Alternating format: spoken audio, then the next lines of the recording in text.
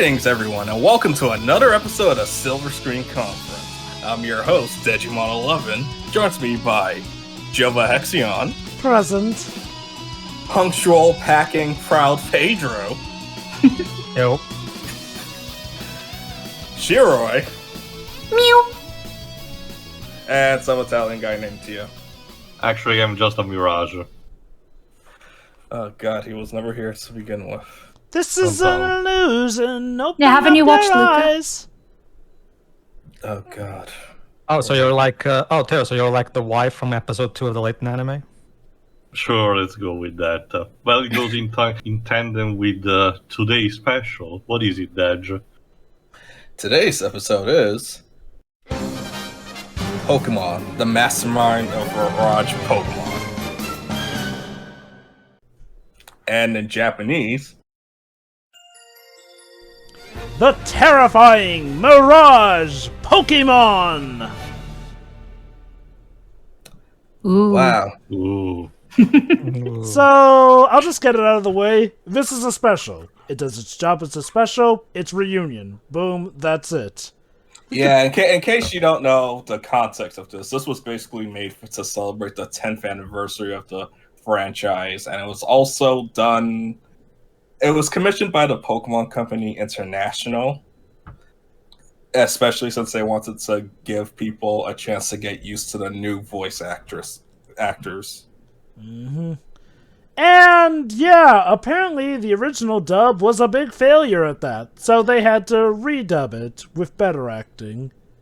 Well, and better voice actors for the job too. And even so, like, I wasn't particularly impressed. Like, some characters do sound fine for what they need to do, like Ash and Vera, for example. But God, what the fuck we did to James? Jesus. Honestly, I don't agree. I think all of them. Team Rocket sounds great, to be honest with you. Honestly, No, I prefer James' previous voice. Honestly, I liked all the cast here. Like, I'll just say this, actually, if you're expecting some big glowing review or some big firing hatred of this, nah. No, don't worry, Jova. I'm here to suffice. So, actually, I'm curious instead on one thing. Yes. Was this special still handled by the team that was working on the movies? I don't think so. Maybe 4Kids? No, not 4Kids. No, Maybe no, the Pokemon like, Maybe I'm Pokemon oh, God. I'm talking about, like director, writer, and all. No, that's what I was saying. Maybe, I'm guessing the Pokemon Company International hired people to, like, probably the same production company that dubs the anime nowadays, probably. They got people together and they became the internal Pokemon Company International Pokemon dubbing team, maybe? I don't know. Honestly, I have no energy to care about this one. Look, can we just get this over with, like, honestly? Yeah, we've beat around the bush, so Jova, go on and start us off with the summary. Wow, I think I enjoyed this the most out of everyone. So, the plot begins with Ash and company, well, mainly Ash, being invited to come to the castle of a Mr. Dr. Young, because Ash is a great Pokemon trainer. And then, I kid you not, we get an intro montage that kinda spoils some of the heaviest bits of the film. With possibly the worst, type of music that they used so far in terms of tone whiplash when it comes to these movies. You have not listened to the whole thing. Like, why?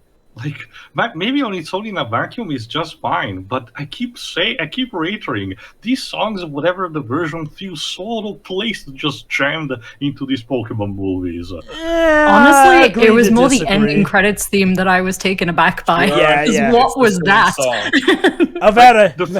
I tried to watch these one time on my own, and when I got to this gospel at the beginning, I was like, okay, I need to stop it now and give it a better look later because it requires better attention. Me personally, I didn't know it was in the case same you wonder- song because I toned out for the intro. But yes. In case you're wondering what the name of the song is called, it's called Go Pokemon Go. Personally, I'm fine with it and all its cheese and whatnot. I will agree with Shroy, it was the one for the credits that caught me off guard more so. Again, it's the same song, just in a different verse. I know, I don't even right? remember. I don't really remember the song, to be honest with you. Yeah. Regardless, though, this intro kind of spoils the fact that Mewtwo will in fact fight Mew, that the legendaries in some shape or form are back, and also I kind of called from it that, oh, they're probably going to be holograms because of the weird way that they're colored, essentially. It's weird because the previous movies never did something like that, for at least they tried to not have many particular spoilery type of scenes, even here to do foreshadowing, but this... We do have to keep in mind that this is not technically not really so much a movie as much as it is a special, in which case it's a special that's it's a special that's essentially an extended episode of the series, which, again, you know what, fair beans. Hey, if anything, it's nice to get to see some of the older characters interact with some of the newer characters. Like, even flipping Professor Oak is here because he was invited too. Along with the load herself, Misty. Who's fine in this movie? Yeah, I mean, okay, outside of, like, one annoying joke, no, Misty's actually fine in this.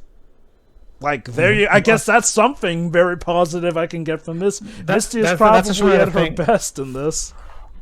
I guess. It's just that she didn't, for something, again, remember, they brought her back because fan service, but she doesn't do anything in this. She's just kind of there. What's the difference? Okay, to be fair, and God, I can't believe I'm the one being fair to her, she does help out with Staryu and Gyarados. Yeah, okay, a Staryu, another Starmie. Why? Yeah, okay. And when exactly did she get a Gyarados? Trainers getting Pokemon off screen, especially if he will not be present for periods, of the anime, that I can actually understand. And given that she has been spending time as the gym leader of Cerulean City, I can get her wanting to bolster her roster. But yeah, I'll admit, it drove me crazy that she never uses Starmie, especially after Staryu has already taken on quite a bit of damage in some fights. Especially also how this particular, especially in particular, wants to emphasize more aspects similar to the game, like type disadvantage, and statistics in terms of power level. So anyway, though, we come across the castle of Dr. Young and meet the doctor himself, who is apparently familiar with Professor Oak. Also, yes, for those who have wanted it, we do get to see Professor Oak properly Pokemon battle in this game, in this special Surprising. So that's also a nice addition here. Good stuff.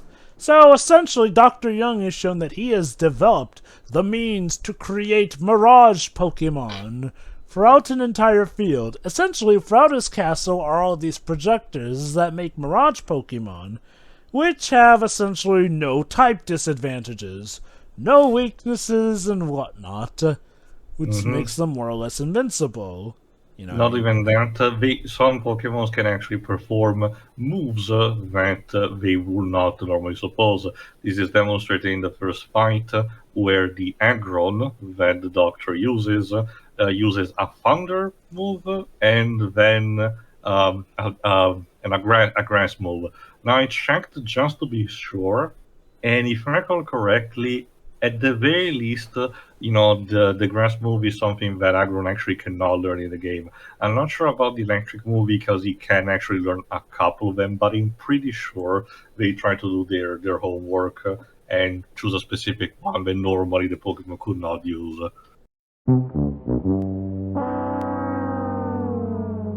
I do like also how they do go out of their way to mention that, they can't do these certain moves, even though I'm pretty sure in later games they did make it so that some of these Pokemon can actually learn some of those moves. It was Gen Furry, but still. It's standard procedure for the anime at this point. When it comes to all these moves that the Pokemon have, for some reason, me and Dej were joking about how, okay, so basically this professor dude is using Game Shark. Yeah, Game Shark is canon.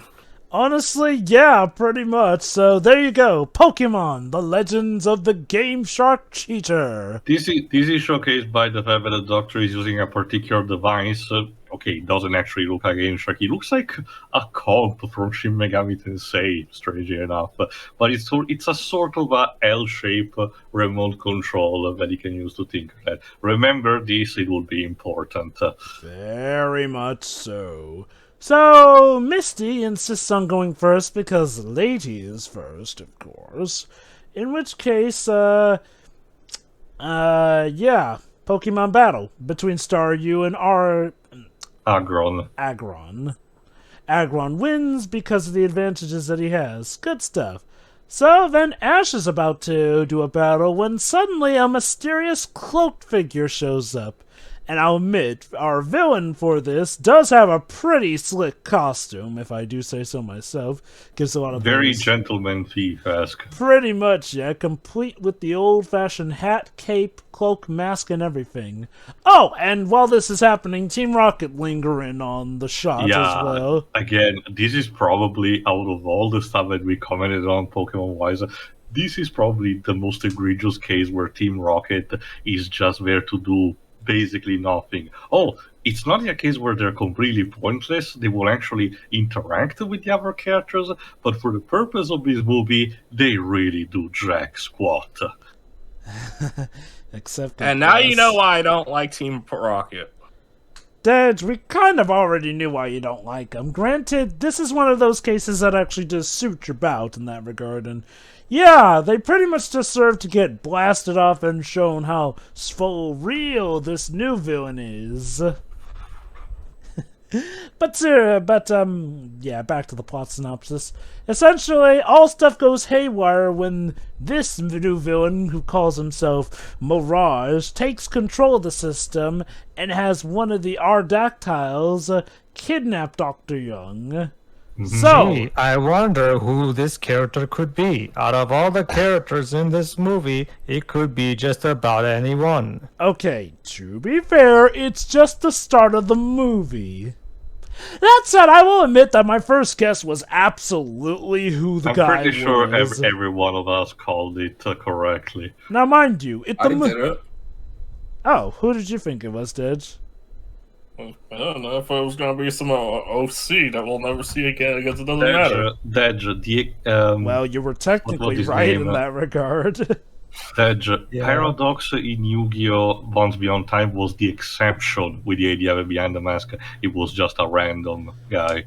You know, honestly, because of the whole Mew and Mewtwo thing, for a little while I thought it might have been Giovanni. Honestly, okay, I'll admit, there was a small time where I thought that it was actually going to turn out to be Mewtwo under that cloak, doing some Joker might have been a better track, because the thing about the anime version of Giovanni is that he rarely, at least from what I've seen, he rarely goes over the top, and instead, you know, the Master of Mirage instead loves to be hammy. Okay, I can tell you haven't seen Mewtwo Returns. Yeah, you definitely have not seen Mewtwo Returns, and you should. It's good stuff, but regardless, though, I thought it might have been Mewtwo when Mirage started to act very antagonistic towards a certain Mirage Pokemon.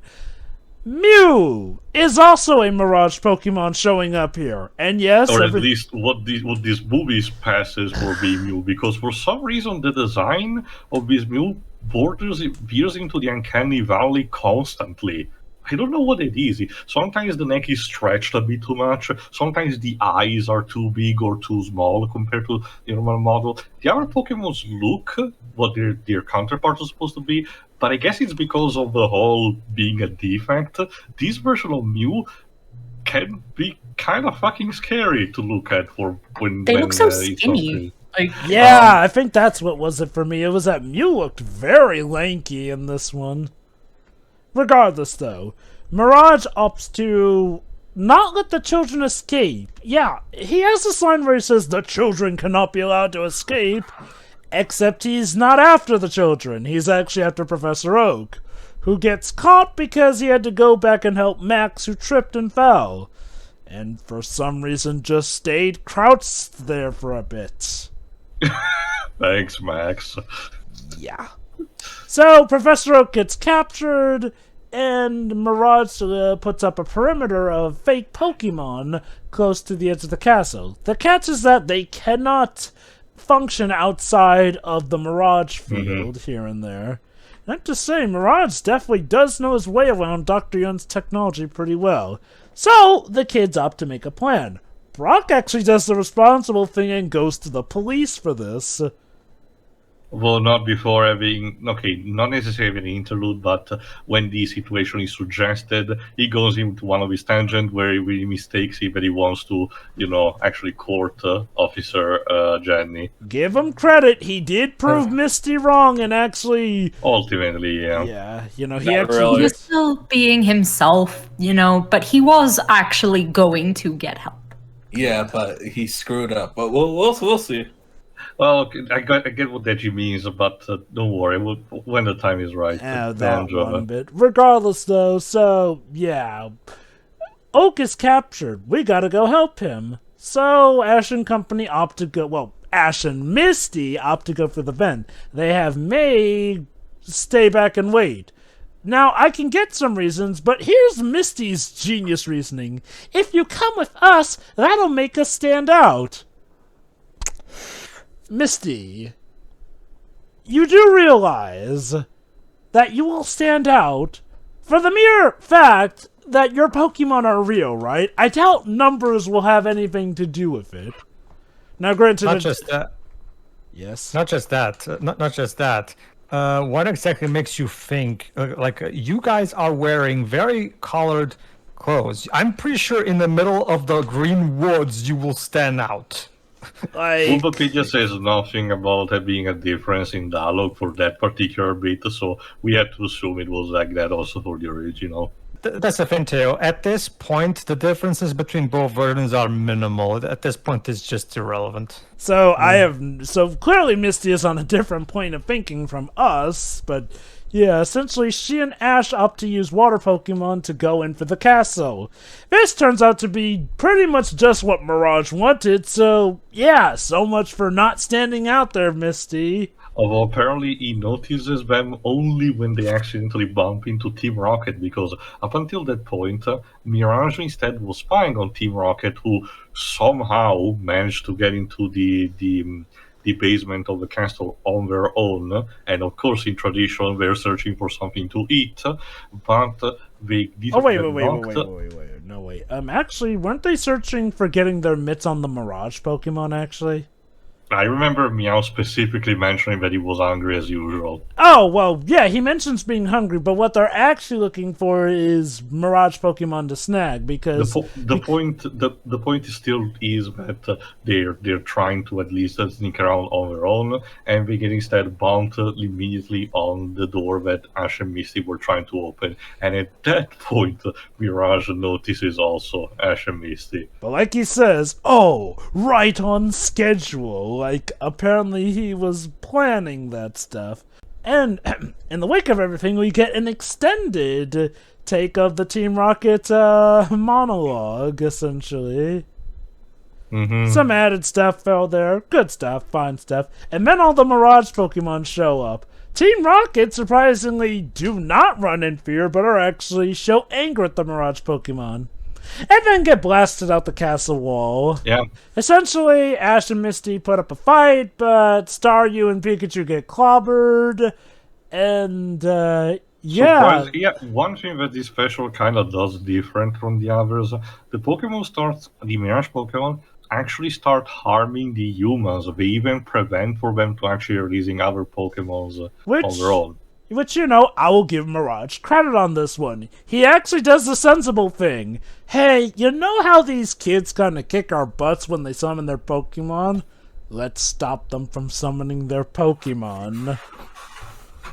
I mean, I won't lie, no one ever thinks to do that. That kind of makes me wonder, are we in Duel Monsters territory now that we're working with literal holograms when you get down to it? I suppose. Yes. I summon Mewtwo in attack mode. But yeah, so basically they get captured and then get taken over to where there's a huge flight of stairs and whatnot, until finally Pikachu starts to break free from Ash's commands, essentially, which causes a giant bolt which actually manages to hurt one of the Mirage Pokemon. I'm a champ. And sends out a bolt that gets May and Max's attention. So May opts to go in and rescue the two, and she doesn't even need to cling on to her water Pokemon. No, she just brings out Squirtle and just dives in and swims on her own. Yeah, Deji made me notice. He actually specifically noticed that, so I don't know. Like, I guess she wasn't supposed to have a Squirtle at this point. No. I said fans didn't like were too keen that she got a Squirtle for some reason. Okay. I'm fine with it, but whatevs. But yeah, while that's going on, Misty kind of comes close to dying. In that she gets accidentally thrown down. Which caused Misty to die. She gets yeeted out of the balcony. And you know what I love? Ash doesn't even seem that too concerned. He goes, Misty, are you alright? Whoa! And then Okay. No, I wanted to talk about this because he seems worried initially, but then he's like, oh wait, gotta go follow Mew to find Pikachu. And like, he doesn't say that exactly. So at first I thought that Mew was going to lead him to Misty. That didn't fucking happen. No. Bros over hoes, I guess. Also, They're not even dating. You know, Yeah, that's true. look. Let's be honest. Misty lost to Serena. She just, well, not just Let it Serena. go. Not just Serena. She lost to May. She lost to Dawn. She lost to even Iris. You say that, Jova, but I've seen some. But people have made some really bad fanfics where Ash and Misty are in a relationship, and Serena makes these plans to kill Misty in these fanfics. Excuse me, Dad, but in this kind of product where the main focus is illegal cockfighting, a love story is kind of the last thing that I want to be caring about. Yes, let's leave the shipping discourse out of this. Regardless. Ash also shows that he's built differently because Mew comes to the rescue. Yeah. And then Ash has to rescue Mew. Essentially, Mew as a Mirage Pokemon really wrecks the other Mirage Pokemon, but they knock him back. So the Mirage Pokemon then just leave Ash lying around but take Pikachu. For reasons unknown at the moment. Mew tries to comfort Ash, but gets caught up in one of those electronic Mirage projector things that shoots off a giant beam. Ash's response? Well, even if that may cut off my arms, I have to save Mew. That boy literally shakes off what looks to be an incredibly painful laser, reaches his hands right in, and plucks Mew right out. It's a One Piece reference, guys. Yeah. Told so. Still, though, like, Ash really is built differently. At this point, Ash himself might actually be part Pokemon with how much he is shaken off. He's too stubborn. Go on. No, that was it. That's not even the most bizarre thing he's done. There was a point where Team Rocket stole the Olympic flame, and then he just jumps extremely high into their balloons. Like, what the hell is happening? Again, Ash is built different. Clearly, he has Pokemon genetic DNA programmed into him, which was needed to save his life when he was a baby.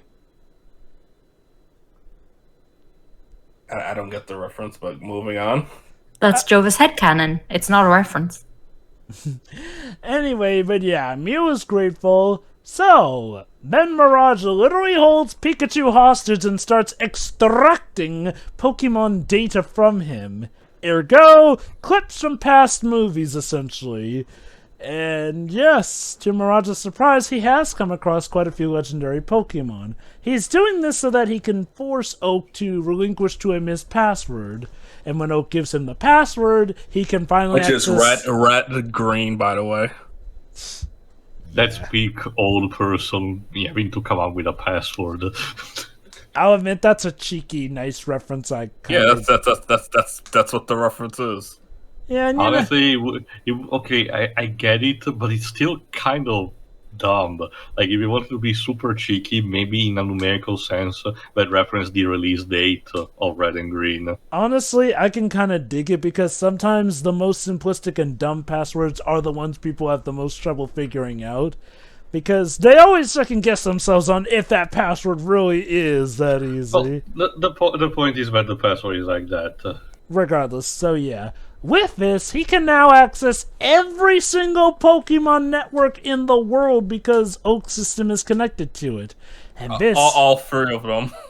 And this causes us to even get a cameo from May's father and what's his name? Tracy. Also, Professor Elm, I think. Mm-hmm. So but Deds. Professor Elmo. Deds, I'm sure you were happy to see Tracy again. Yes, I am. Also, I was. But there's also the bit in the police station that me and Deji were actually mentioning before. The fact that Brock is about to actually try to warn Officer Jenny, but he keeps screwing up and she's kind of dismissing him. But it's instead the call from Nurse Joy that actually convinces her that something is not right and they have to go. To give Brock credit, he actually did stave off the whole asking for a date and did get right down to asking her about Mirage.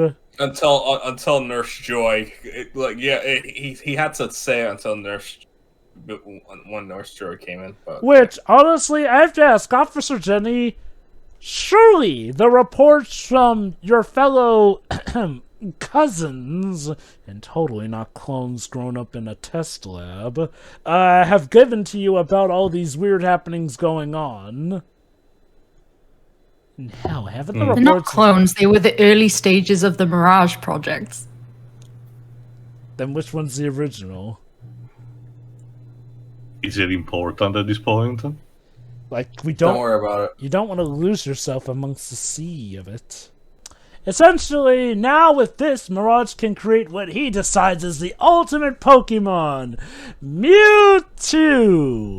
Okay, it's technically Mewtwo with all the different powers of Pokemon, but honestly, kind of a weird pick that he went for Mewtwo as the ultimate of ultimates. Like, I guess in a thematic sense it makes sense. However, I'll admit... This was still back in 2006, so at this point it was still reasonable. As I suggested to Dej, I think Rayquaza was a better choice. I know! Rayquaza! Later Sorry, on, Gen 1 nostalgia. Later on, Mewtwo starts using attacks with the shape of Rayquaza. What Deji said too, gotta pander to that Gen 1 nostalgia.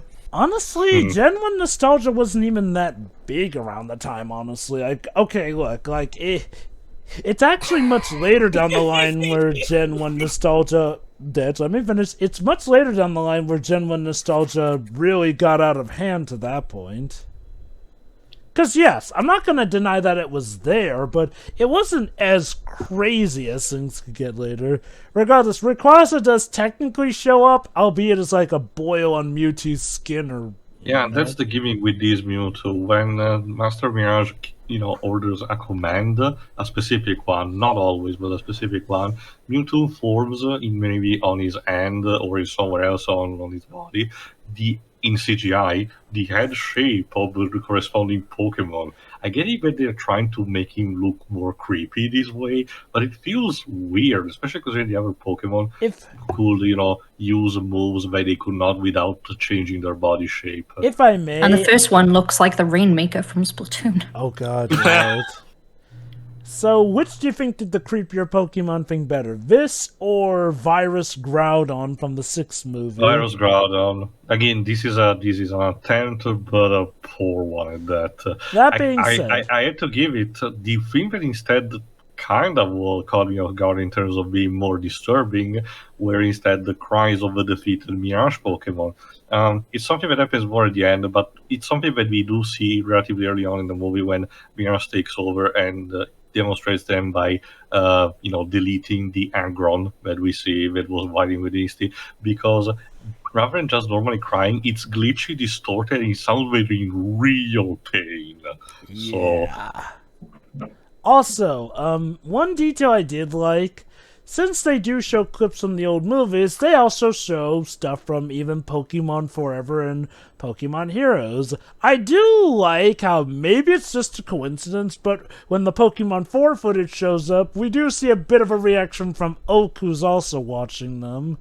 And the twist with Pokemon Forever, with Oak being Sam and all that. Yeah, neat stuff. So Ash and company, because May also managed to rescue Misty. Yeah, apparently when she fell down, Misty managed to grab onto one of the ledges of one of the she was about to fall again. But May saves her. Like, look, I'll be honest, I'm not even memeing on Misty at this point, but she kind of ends up doing the least out of any of the main characters in this movie. Hell, even Brock arguably did more by bringing the police to Dr. Young's castle and all that. Regardless, though, now that the powerful Pokemon has been established, the gang try to make a run for it again. However, even though they make it outside the castle, suddenly missiles from the castle start to fly out and land outside of it, which expands the field of the Mirage system. That's right. According to Mirage, now with this, he can literally dominate the Earth. Yeah. Man, it would be a real shame if there was a worldwide blackout, huh? Not only that, but, you know, given how they seem to hint at it, why not just have an electric-type Pokemon fry the Mirage system? Even This better. might be Sorry. This might be an even dumber take over the world plan than the villain of Kadash. For those for context, it's a guy who thinks that he can take over the world by just kidnapping the princess of one kingdom, just one, and that somehow makes him rule the world. Thank you for the important thing, Pedro. Yes, thank you.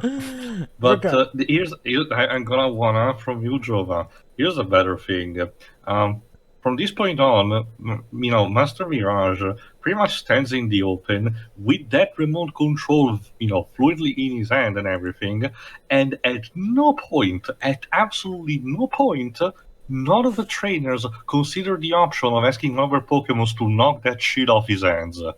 And I get it, Mewtwo is protecting him and everything, but there will be a point later on where Mewtwo is clearly incapacitated and not protecting Master Mirage anymore. And yet nobody does this absolutely logical choice. Don't worry. Ash gains common sense by X and Y. I mean, he's technically already had that common sense, which is... Actually, Ash, why didn't you just do your usual thing and body check him?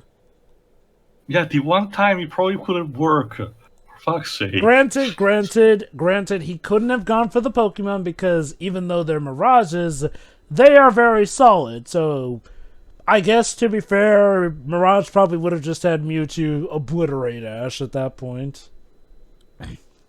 And then again, who knows? But yeah, I think it's time for the twist reveal, Jova. Yes, you see, Dr. Oak reveals that Mirage was in fact Dr. Young! Gasp. Oh my god! So... Oh, super special, awesome plot twists. Okay, I won't lie.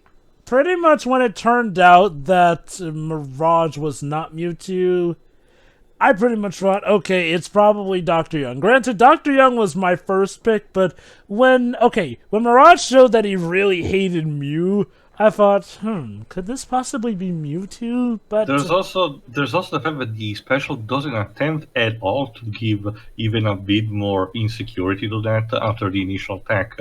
After we see Dr. Young being kidnapped, Mirage is standing just alone, you know, in the room. We never see Dr. Young, you know, being captured, you know, near him in any capacity. And the only problem we get is Oak asking what happened, and Mirage saying, "Oh, he's being treated especially, you know, by Mirage Pokemon," which at that point is pretty much a confirmation.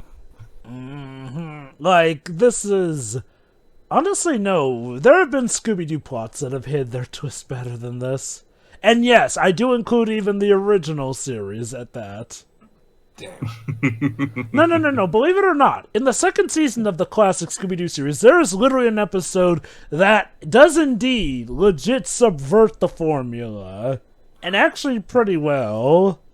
But that begs the question, what motivation does Dr. Young have to do all this complicated shit? Why, you see, it turns out that his Mirage technology was rejected by the scientists, including Oak himself, which really just makes me wonder why Oak came here very willing to do this if he was one of the scientists who realized that, you know... Is the beginning of Bird by Sleep all over again. Not to mention... God.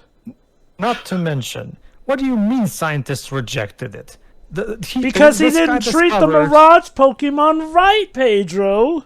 But they're mirages. They're not real. No. Don't you see? They have souls in them. Souls. No, they don't. At this very moment, the special will try to hammer into your fucking skull that these mirages, you're supposed to be caring about them, and believing that they're just more than holographic projection. But sure, are a threat and are solid, but they're not, actual real things at the end of the day. You see, guys? You see all those people shown on by a movie projector? They're real people. And if you don't feel sorry for those people in those movies, then you are the devil.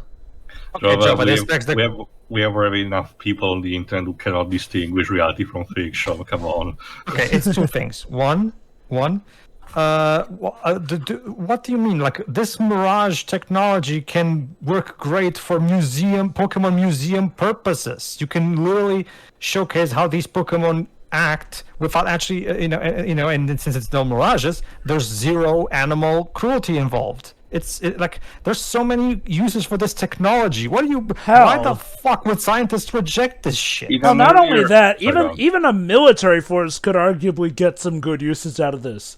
Launch some Mirage missiles and use these as soldiers in wars or whatnot. Like, again, the main reason he got rejected was because he didn't treat the Mirage Pokemon well. During an earlier scene, when he's still Mirage, it tells to Professor Oak the idea that he wants to create again a perfect Pokemon, with the idea that he wants to eliminate the natural weaknesses that a Pokemon has, and he includes in that mentioning examples of type weaknesses that are common in the game as well.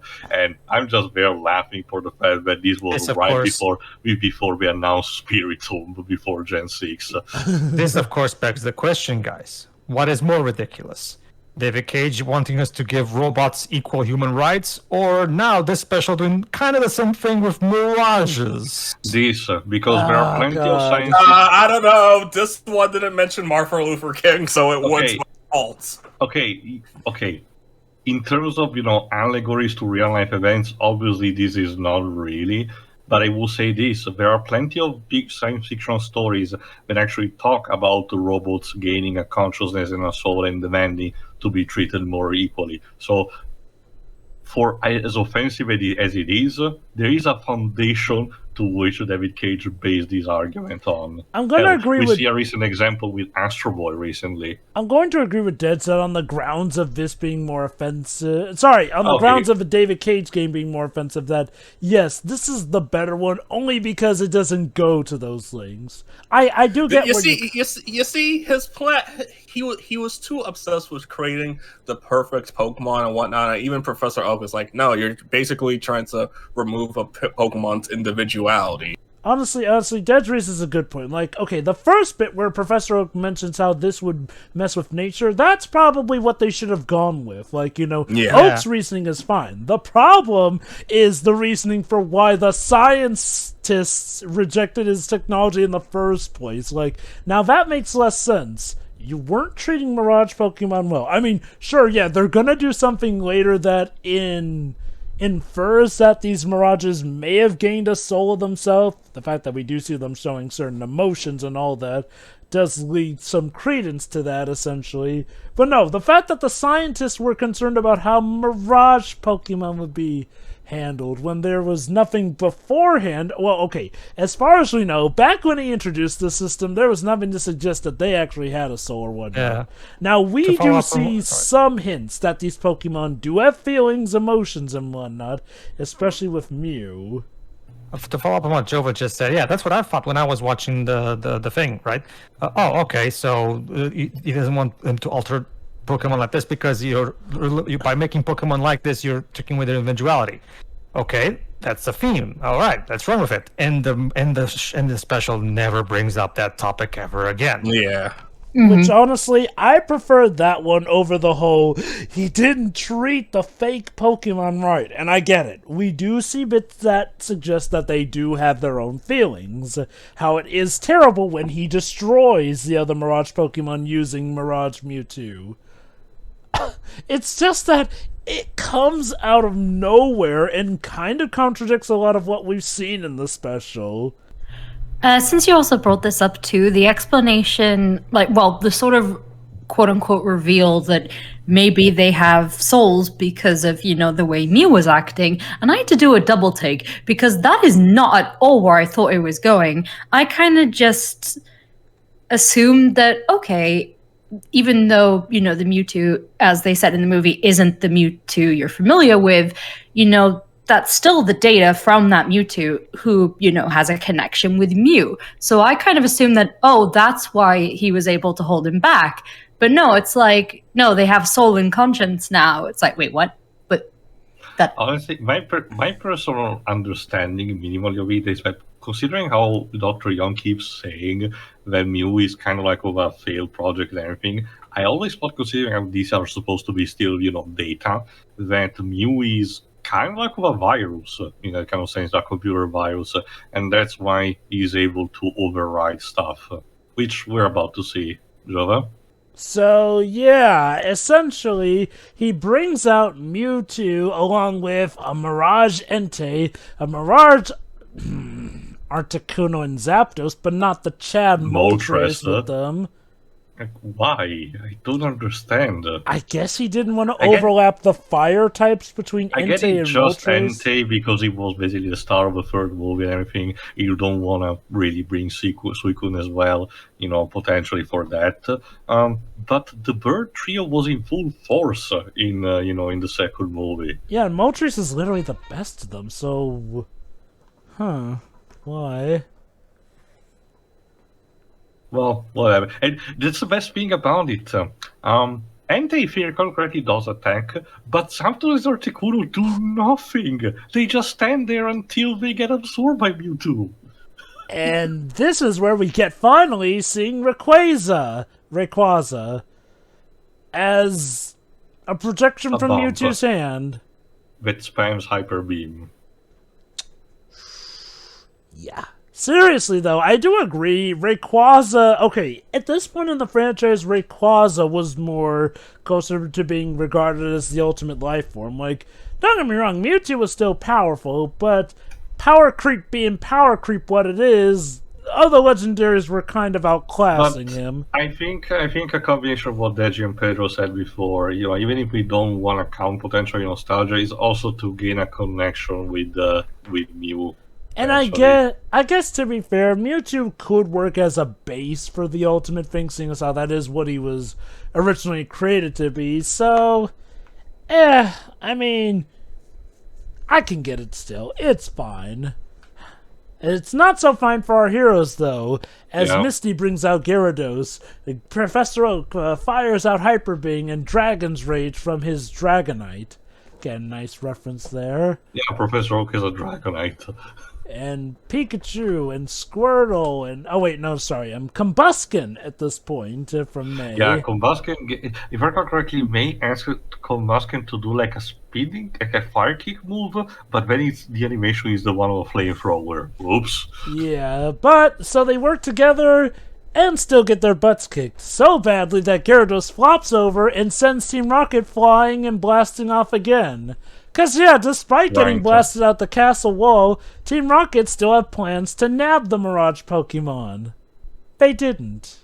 Again, in general, they just stand there in this movie and basically accomplish nothing. They're there to get clocked, and that's it for them. At least in the previous movie, something did happen because of them. That was the entire gag, them accidentally activating something. So all seems lost, especially as Mirage Mew gets absorbed into the system and pummeled by Mirage Mewtwo. Mm-hmm. Until it turns out that, like Tia mentioned, he is kind of like Agent Smith in that he's a virus to the system. And thus he's able to get Mirage Mewtwo to hold back, which finally allows Ash's Pikachu, to Volt Tackle into him and destroy him. Again, why don't you just go for the remote? It's easier that way. Or again, the projectors. Regardless, though, This ends up destroying Mewtwo to the point where it spontaneously causes the system to blow up and literally burn down Young's castle. Yeah, chain explosion and everything. Of course, the bad guy got defeated, so the whole fortress crumbles down somehow. But of course, I guess it's because he put all his energy into Mewtwo. But of course, Ash and company, especially Professor Oak, are sad that Mew dies because, as Oak himself said, Mew had a soul, and that's not something you can put into a machine. And apparently, the reasoning is that because he had a soul, that was why Young considered him a defect, and why absorbing him into the system caused it to blow up because a machine can't contain a soul. Oh my god, we're done yet. Well, no, not really. Because, again, in general, during the entire fight also, not just at the end, the entire fight when Mew was involved, Ash and at least Professor Oak start spouting this kind of nonsense about Mew being just more real than anything. And honestly, as it keeps going, it sounds more like they need to convince themselves more than anything. Yeah, like, guys, like, Ash, you literally know Mew. Technically had the guy on speed dial at this point. Like, you will see him again. Like, hell, even the special admits that, yeah, we'll probably see Mew again. You know, because we actually know the real Mew. But what about Dr. Young, Joe? Right, so... yeah, he went to a fire and died. No, basically, Dr. Young goes... he does the sore villain loser thing, wherein, oh, it's not like you've really beaten me, and then he goes, there's some other stuff I need to do with my creation, suggesting he's gonna come back. So, of course, like an idiot, he literally walks back into the flames. Like he's fucking Sephiroth. And, yeah, I just like to imagine he goes, oh, God, I'm burning alive! Why? Because, yeah, we never see him again. Oh, yeah, I know. I asked Deji, and apparently, no, he never shows up again. Like, I know they're doing the mysterious, ooh, he's probably out there laughing, but nope, as far as we're concerned, he dead, a victim of his own stupidity. I mean, and you know what's sad? He was actually a competent villain up until that point. Like, my dude, you should have just taken the L and then tried to escape from prison later. Except, no, he probably went the way of Hunter J. Oh, yeah, no, Hunter J is legit dead, by the way.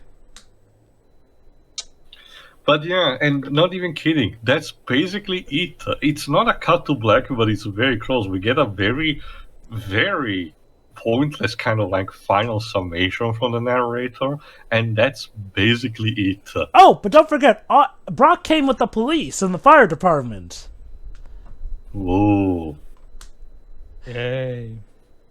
Missed opportunities for not showcasing the fire department using Blastoise. And then it ends with them saying that they will see Mewtwo... Sorry, that they will see Mew again. No, they don't. The end, it's over.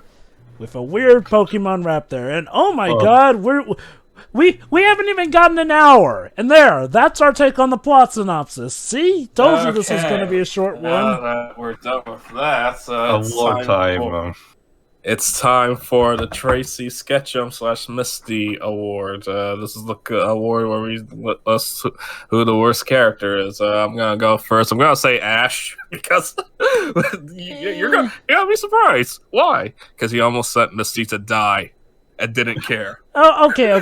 To be fair, that was not Ash's fault. No, it's just like he's like, Misty, oh, Pikachu. And then when he sees Misty, he's like, oh, hey, Misty. He's like, well, you left me hanging there. I almost died. As we've seen in previous movies, Ash's actual proper relationship with other human beings is very sketchy, for lack of a better term. I get the feeling that Ash, in the back of his mind, always knew Misty was gonna be fine. He prefers animals over people, and I appreciate that. Yeah, I don't know, man. Well, I mean, given how certain animals seem to prefer him, I guess. Abort. Sure. Latias literally shows up in this special. Anyway, sure. Abort. actually isn't that difficult in this movie, so I'm not gonna pick Ash as well. I'm gonna go with Max, because He Yeah, didn't do anything. exactly, Max really didn't. he do did anything less in than this. Team Rocket. Oh He my got God, she's yeah, right. hell. He's the cause of why Professor Oak got caught in the first place. And then he just waits around while everybody else does everything. Like, yeah. I'm Just, Again, Look, how look, look, sad look. is Put it it that into the perspective. Jirachi movie is the one where he actually does the most. And honestly, I was fearing that he was as bad as I thought he was in that movie, but no, he was actually pretty good in the Jirachi movie. Like, put in mind how little Max does. Even when Brock is going off on his bit about women and all that, Max doesn't even do his usual bit of pulling Brock by the ear, which I'll admit I'm partially thankful for, because I'll be honest, I'm more annoyed with Max than Brock at that point. Especially since he denied Brock finally getting to settle down with Lucy, dang it. He could have been cured, Max, but you had to ruin it. Anyway, Jova, go. Should I take the easy route and say Tracy since he's technically in the special? I guess Misty. Just on virtue that she really does not get much done here. Like, and again, you try to constantly use Staryu, even after your Staryu is obviously tuckered out and beaten. Use someone else like your Starmie woman. I mean, Ash kind of does the same with Pikachu later on in the movie. Pikachu's just built differently, though, because weirdly enough, Pikachu has bruise patches on him 1 second, then he's fine the next second. Bruise patches Wait 1 until second, we get to the fine big the TD next. movie, Shiroi. Trust me. Like, okay, look, Ash and his Pikachu are on a special understanding, so fair enough, fine enough. What I don't get is that Misty's supposed to be a gym leader, so shouldn't she know all about this shtick here and there at this point? I digress, though. Even with that in mind, she really does not get to accomplish much. Like, she May's the one who saves her. And, yeah, even when she tries with Gyarados, still gets beaten. Next, It's either Misty or Tia. Tracy. God. Okay, I might have been tempted to pick, the teacher Master Mirage on the virtual being probably the lamest of villains of the stuff we've seen so far. Yes, even probably worse than Lawrence the fucking third. But no, I'm gonna go. Lawrence has a ship. I'm gonna go with Team Rocket. Just for the fact that again they do nothing in this movie. Their interactions are on a historical minimal event, and they really contribute nothing. They could virtually have been replaced by either props or a random obstacle, and nothing would have absolutely changed. Also, I still really don't like the new voice actor for James. Sorry. Next. Pedro. I'm gonna go with Dr. Young for having such a stupid plan for taking over the world. Well, okay, to be fair, his plan seems solid. He just needs to think of a better way to transport his Mirage Pokemon around, because Also, technically those things very were obvious practically weak unstoppable. Very obvious weak spots, and he manages to work only on the verge, or on the principle that the protagonists are too stupid to actually destroy them. Yeah, like, I mean, the plan's idea... Okay, the plan in concept is fine. It's the execution that is, kind of lacking. Alright, Dench. Alright, now it's time for the Mewtwo Award. Who is the best character in this? I understand that our rule is we have to all pick one, but because this is very, very difficult, I'm allowing to excuse you guys to make duplicates. So we go in backwards order. Pedro. Backwards order? Oh. My favorite will go to Professor Oak, because he's the only character in this bloody thing that tries to add anything of substance by introducing the topic of, Pokemon identity. Problem is, right after he mentions that, it gets immediately shoved out by the Mirage Master, and the special never brings up that potential topic for a plot ever again, meaning the special will go on without it. But I at the very least appreciate Oak for at the very least trying to introduce some kind of substance to this thing. Alright, Tio. as much as it sounds like a cop-out, basically the same in all of its entirety. Professor Oak is literally the only one in this fucking mess that, is actually more characterized and actually seems like it's going somewhere. So copy-paste whatever Pedro said. Next. All right. Jova. I don't want to make it free for free, but like, Honestly, it's pretty much one-sided. I mean, it's too easy. That Oak really would be the best. I mean, I wish I could. Okay, I'll say this. I do like Mirage's design. Like, pretty awesome design for a villain, honestly. And, like, the idea of an evil Pokemon scientist, fair enough. But okay, look, I'll say this. Even though I'm fine with him as a villain, the fact that he literally just kills himself as far as we're concerned is just hilarious in the end. Like, I take it to mean like, well, he can't admit that he lost, essentially. He'd rather die. Some people are just that proud. But yeah, if Dej and Shiroi's picks are also going to be Professor Oak, then I'll go with it just to give us, like, the full set. But if not, for my favorite character, I guess I'll go Mew. Seriously? Get out! Well, Mew does help out. Flawed specimen. Jova, just pick Oak so we can go full set. I mean, he can choose whatever. It's fine. Again. Like, well, it's for just in case Dej and Shiroi don't pick Oak. Because, like, if they do pick Oak, then I'll go with Oak. If not Oak, then yeah, Mew. Okay. Like, okay. All right, sure. So to be fair, Mew does actually get stuff done in this plot. Okay, so Jova's pick is on placehold until later notice. Shiroi. No pressure. So, I guess you're changing your pick back, Jova, because Oak. You picked Oak, didn't you? I'm sorry! These movies don't give us a lot to work with in terms of quality characters. Oh, no, that's the thing. The past free Pokemon movies did give us more than this. Well, Shiroi. Yeah, what Jova said. I resent that shit. What about the Lucario movie? That gave us plenty. Or hell. Even the Destiny Deoxys movie or the Jirachi movie did give us more stuff to like. Now, granted, this is essentially a glorified TV special. So, similar with Pokemon Chronicles, and even with that in mind, it still sucked to the highest degree. I can get some stuff being lower on the totem pole here and there, like not as many new characters introduced or whatnot. So, I'd also like to say you can also use a Pokemon. Like I did, but still though, her choice is Professor Oak. So, are you going to complete the set, Edge, or are you going to do the contrarian thing and go for the combo breaker? Yeah, I'm gonna pull a Jova and say Pikachu because he also did stuff.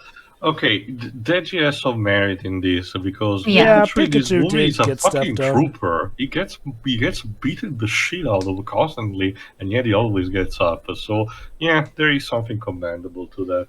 Like, shoot, no. I'm also surprised that you chose Oak's Dragonite. Yeah. He barely does anything. Yeah. Honestly. Yeah, but it's a Dragonite though. Yeah, you're better off picking Pikachu than you are Dragonite in that regard. Honestly, I might change my. I wonder if I should change. Well, now you guys ruined it. True. Yeah, Dad, you've ruined it.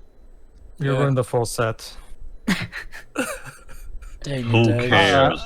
I included you in that too, Jova, because you changed your pick. No. I only changed my pick if Dej did not go with Professor Who Oak. cares?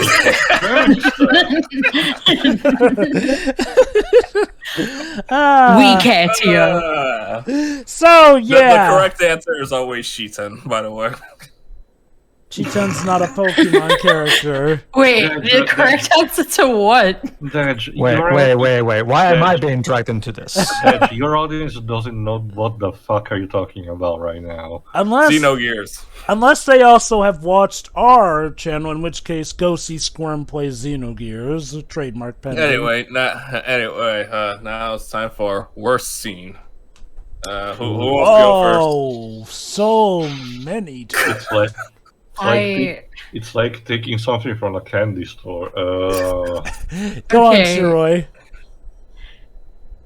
Again, just because it made no sense to me whatsoever, their actual explanation for Why the scientist why Mew was rejected- able to do what he did. Like, What do you No. mean? Like, I explained it earlier, like how he could take control of Mewtwo. It's like at no point, like you guys said, was it established that they have souls. It just came up randomly, and that was it. That's yep. all right. I didn't like the scene where they actually explained to us how it worked. It's like, no, I don't believe you.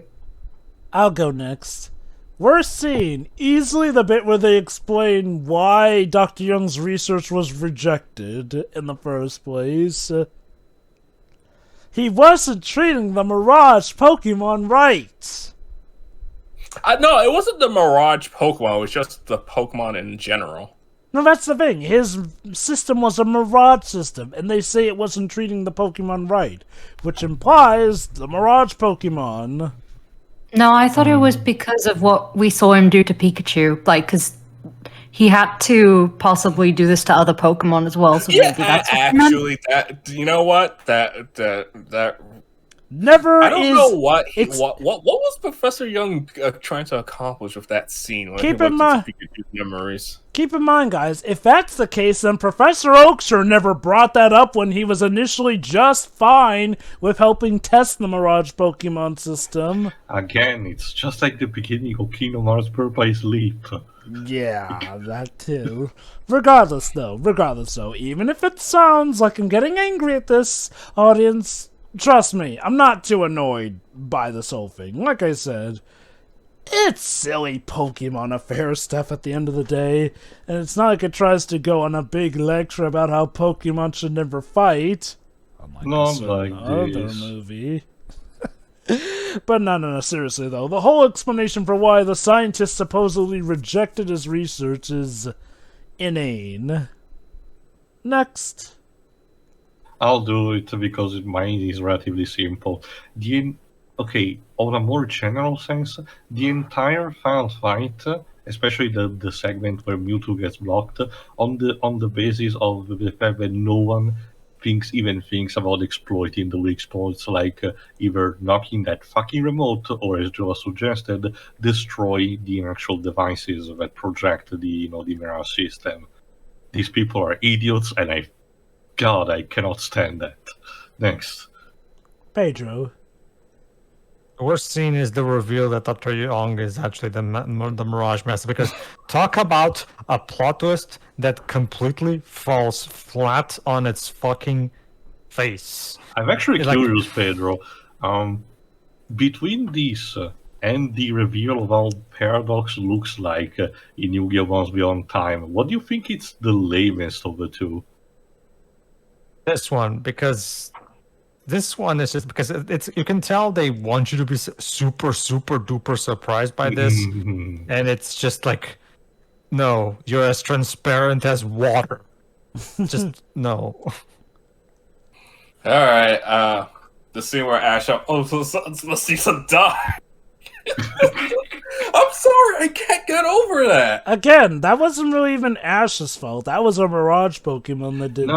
I get the idea of this in a sense that Ash stops caring about what Yeah. happened to Misty. He didn't run down to try and check on her. Bro, that's your first friend right there.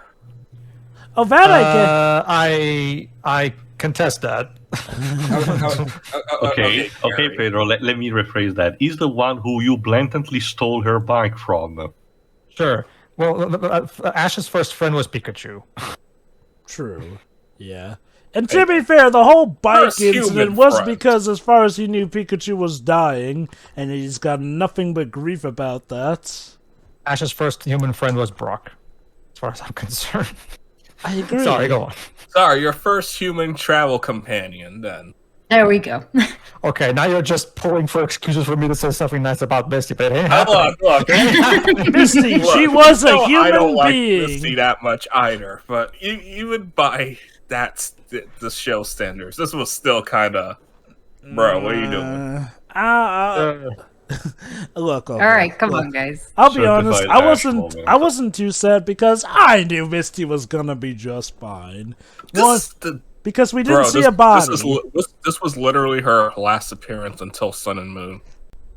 Anyway, it's time for the Mewtwo Award, which is best scene. So anyway, here's my scene when Professor Oak threw out his Pokeball and used Dragonite, because that was cool. I saw Professor Oak using a Pokemon and I clapped.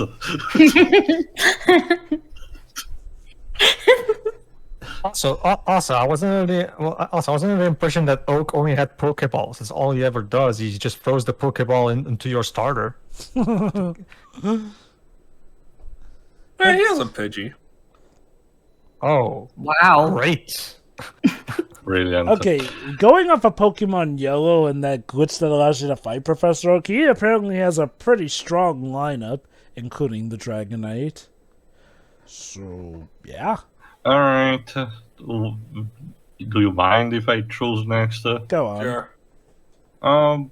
Easily the scene where Professor Oak and Mirage had that kind of debate while Oak is in capture about the ideal of individuality that we mentioned before, and it's probably the highlight of the movie, and probably at least I'm guessing the basis from which the script started being formed about let's have these concepts and then let's expand upon that, because it really does feel like a focal point upon which the rest of the story was based. So it's good stuff. Next. Yeah, I'm just gonna go with the debate scene. I'm going to expand a bit on that. Instead of simply the debate scene, I did like the bits where Mirage does show his competency as a villain.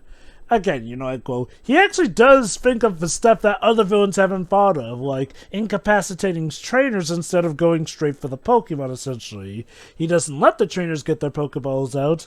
And I will admit, the way he does go about doing stuff until, the final act when he just holds the villain ball was fine. So there, the scenes with Mirage being a competent villain. Pedro? I'm took a cue from Deji. The scene between Oak and Mirage Master, where Oak tries to actually call him to reason and say, "Look, you're taking away Pokemon's identity," because again, the only scene with any kind of substance in this thing. Mm-hmm. I mean, that's all I got. Right.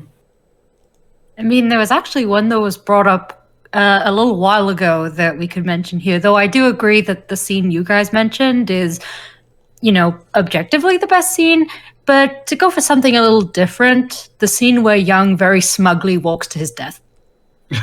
Yeah, nice. Yep. That was something. There we go. Deji. So I guess it's time for final thoughts.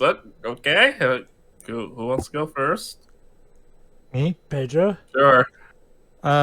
This is a special. Definitely is a special. It exists. Mm-hmm.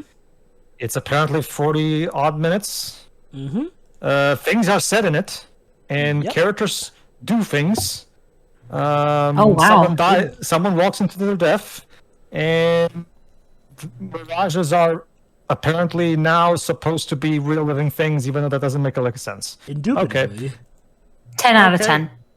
Okay, so yeah, this special has no clue what it wants to say. Okay, it seems like at first in that scene that I've said about that, it does seem like it does have some kind of thing that it could potentially say, but it never actually has the balls to actually go through with that. So as a result, this is basically just pointless bickering. That's all this basically amounts to. The celebration aspect is completely squandered, in my opinion, because they barely do anything to celebrate the anniversary. Like, seriously, like, if you really wanted this to be a 10th anniversary special, you should have done a lot more fan service than just this. Misty returns, she doesn't do squat. You had that scene with Pikachu's mind reading where you show clips from the previous movies and that's basically it. That's so lame. For a 10th anniversary celebration, this is really, really lame. Aside from that, it exists. It's a thing, and it's just like a plain old 5 because it's pure mediocrity incarnate. That's it. So 5. Yeah, he Yeah, said 5. I said 5. Yeah. All right, Tia. Okay, this has some good ideas at its very core, but between the very compressed type of storytelling that goes super fast and yet talks about basically nothing, the rushed animation, which in some places does look really putrid, even even taking into account that this is a TV special and not theatrical proper release, it still looked terrible. The wasted characters, sometimes literally, like in the case of Team Rocket, and general stuff that goes nowhere. There's only so much of the entertainment value that can keep this up. So I will take this gladly over Pokemon Forever, but not in comparison to Legend of Thunder. So it sits in the middle, 4.5. Next.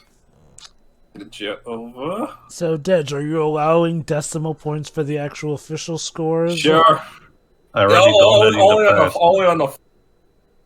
Oh, that's the thing, Tio. I asked for the official scores because Dej never tallies yours in with the total. But you only on the 5.5 score because I like 4.1. Oh, don't worry. We're not going to go IGN levels. Are No. stupid with this. Too much Pokemon. Okay. So Too many Mirages. this is a special that does its job as a special. It provides a conflict. I was surprised at how competent the villain could be until he wasn't, so whatevs. It's a reunion. We get to see stuff here and there. Bada bing, bada boom. We have some Pokemon fights. I will give it this. They did really push Pikachu to his limits, the trooper. Honestly, I am fine with this one. I could even say that, despite all the problems, I even kind of liked it.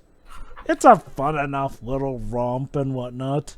There's really no harm or foul about it. So, 6 out of 10. Okay. Shira?